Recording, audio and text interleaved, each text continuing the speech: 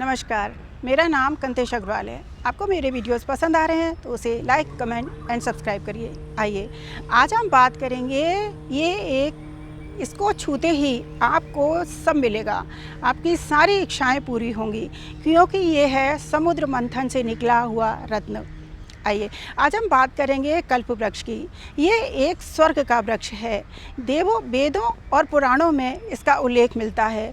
हिंदू धर्म में ये मान्यता है कि इस वृक्ष के नीचे बैठकर और इस वृक्ष को छूते ही, हिंदू धर्म में मान्यता है, जो भी मांगते हैं, जो भी इच्छा करते हैं, इंसान की वो सारी इच्छाएं पूरी होती हैं। समुद्र मंथन से निकला हुआ 14 रत्नों में से ये एक रत्न है।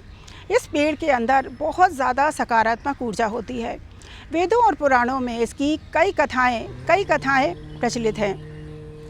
कई विद्वान मानते हैं कि पारिजात के पेड़ को ही कल्प वृक्ष कहा जाता है। समुद्र मंथन में से जो ये पेड़ निकला था, उसको देवराज इंद्र को दे दिया गया था। उन्होंने इसे सुरकानन वन, जो हिमालय के उत्तर में है, वहाँ लगा दिया था। ये एक मोटे तने वाला वृक्ष है। इसकी टहनियाँ लंबी होती हैं और इसके पत्ते भी लंबे पतले होते हैं। इसका फल नारियल के फल की तरह होता है, जो पतली टहनियों के सहारे नीचे लटका रहता है। ये पीपल के पेड़ की तरह फैलता है। इसका तना बरगद के पेड़ की तरह मोटा होता है। इसका फल कमल के फूल में रखे गेंद के में हजारों रेशे लगे हों ऐसा होता है। औषधीय गुणों के कारण इसकी पूजा करी जाती है। संतरे से 6 गुना ज़्यादा इसमें विटामिन सी होता है। इसके फल, फूल, पत्ते से औषधियाँ बनाई जाती हैं। ये पीपल के वृक्ष की तरह ही फैलता है। इसकी पत्तियाँ विरले ही गिरती हैं। इसके अंदर बहुत ज़्यादा विटामिन सी होता है और बहुत ज़्यादा पोषक तत्व होते हैं। इसके अंदर इतने पोषक तत्व होते हैं कि एक दिन में यदि 3 से 5 पत्तियां खा ली जाएं तो इंसान को जितने भी पोषक तत्वों की ज़रूरत होती है, वो सारे पोषक तत्व इंसान को मिल जाते हैं। इसकी पत्तियां, फल, फूल से कई तरीके की औषधियाँ बनाई जाती हैं। इसके अंदर इतने सप्लीमेंट होते हैं कि यदि इंसान एक दिन में 5 पत्ती भी खा ले तो जितने भी पूरे दिन में उसे सप्लीमेंट की ज़रूरत होती है, वो सारे सप्लीमेंट बॉडी में पोषक तत्व पूरे हो जाते हैं। ये दमा, अस्थमा, एलर्जी में इसके पत्तों का रस बहुत ज़्यादा लाभदायक होता है। ये एक एंटीऑक्सीडेंट प्लांट है। गुर्दे के रोगियों के लिए इसके पत्तों का रस बहुत लाभदायक होता है। इसके अंदर जो एसडीएल होता है, इसके तेल में, इसके बीज का तेल हृदय रोगियों के लिए बहुत लाभदायक है, क्योंकि इसके बीज के तेल में एसडीएल होता है। इसके फल, फूल, पत्तियां सभी लाभदायक हैं और इतने पोषक तत्वों से भरे हुए हैं कि उनसे शरबत बनाया जाता है। इसके फूलों से कई तरह की मिठाइयाँ बनाई जाती हैं। कल्प वृक्ष जहाँ भी होता है वहाँ कभी भी सूखा नहीं पड़ता है। ये अपने आसपास रोगाणुओं का नाश करता है। ये अपने आसपास के एरिया में कभी भी कीटाणुओं को फटकने नहीं देता है। ये वृक्ष अंदर से खोखला होता है। इसके अंदर वाटर को स्टोर करने की कैपेसिटी होती है। इसके अंदर 1 लाख लीटर पानी को स्टोर करने की कैपेसिटी होती है।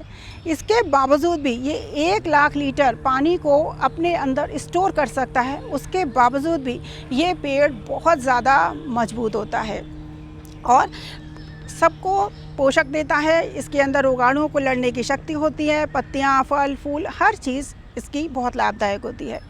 इसके बारे में एक पौराणिक कथा के अनुसार एक बार दुर्वासा ऋषि भगवान शिव जी का दर्शन करने के लिए कैलाश पर्वत पर अपने कई सारे शिष्यों के साथ जा रहे थे। रास्ते में उनको देवराज इंद्र मिले। देवराज इंद्र ने दुर्वासा ऋषि को सादर प्रणाम किया। प्रसन्न होकर दुर्वासा ऋषि ने देवराज इंद्र को एक पारिजात का पुष्प दिया। आसन के अभिमान में ग्रस्त देवराज इंद्र ने उस पुष्प को पास में खड़े हुए ऐरावत हाथी के माथे पर रख दिया।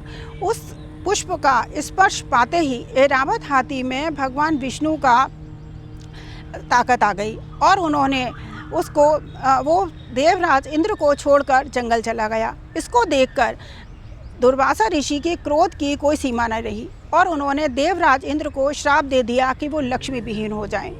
देवराज इंद्र के पास लक्ष्मी चली गई और इससे स्वर्ग कमज़ोर हो गया। स्वर्ग को कमज़ोर देखकर दैत्यों ने स्वर्ग के ऊपर आक्रमण कर दिया। जब देवराज इंद्र बहुत परेशान हो गए तो वो भगवान ब्रह्मा के पास गए। ब्रह्मा ने कहा, तुमने दुर्वासा ऋषि का अपमान किया था, इस वजह से तुम लक्ष्मी विहीन हो गए हो। अब तुम नारायण को प्रसन्न करो, तभी लक्ष्मी जी आएंगी। तब भगवान ब्रह्मा इंद्र को लेकर नारायण भगवान विष्णु के पास गए। भगवान विष्णु बोले, अभी दैत्यों के ऊपर काल का चक्र उनके पास है, मतलब उनका समय अभी अच्छा चल रहा है, अभी दोस्ती कर लो, अभी लड़ाई करना ठीक नहीं है। जब समय तुम्हारे पक्ष में हो तब तुम समुद्र मंथन करना, समुद्र मंथन करोगे तभी तुम्हारा कल्याण होगा। इस बात को सुनकर उन्होंने वक्त का इंतज़ार करा और जब सही वक्त आया तब समुद्र मंथन हुआ। उस समुद्र मंथन में से 14 रत्न निकले। उन 14 रत्नों में से एक रत्न है कल्प वृक्ष। कल्प वृक्ष मनुष्य के लिए इस धरती पर भगवान का वरदान है। जो भी इस वृक्ष के नीचे बैठकर जो भी इच्छा करता है उसकी इच्छा पूरी होती है, क्योंकि ये सकारात्मक ऊर्जा का स्रोत है। मनुष्य की हर इच्छा पूरी होती है, उसको शांति मिलती है, इसलिए ये वृक्ष मनुष्य के लिए वरदान है। इससे तुम जो भी मांगोगे, इसको बैठकर, इसको स्पर्श से, उससे इंसान को हर इच्छा उसकी पूरी होती है। उसके बाद जब समुद्र मंथन के बाद 14 रत्न निकले तभी देवताओं का कल्याण हुआ। जय श्री कृष्ण। आज के लिए इतना ही, फिर हम किसी और विषय पर चर्चा करेंगे।